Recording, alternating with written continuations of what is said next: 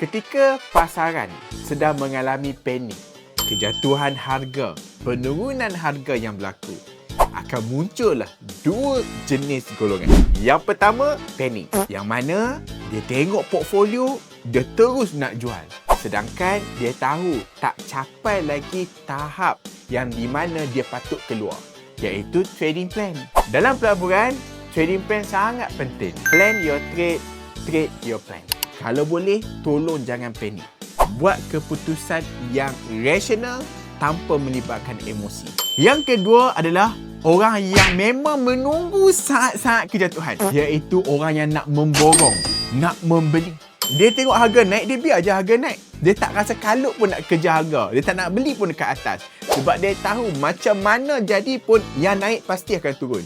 Dia tunggulah sampai turun. So geng-geng ni dah get ready dah ni. Aku nak masuk, aku nak all in, aku nak borong.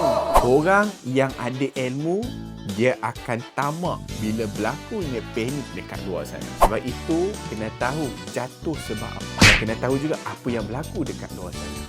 Dan ini mungkin peluang kepada anda yang ada di luar sana yang masih lagi belum terlibat dalam dunia pelaburan kripto.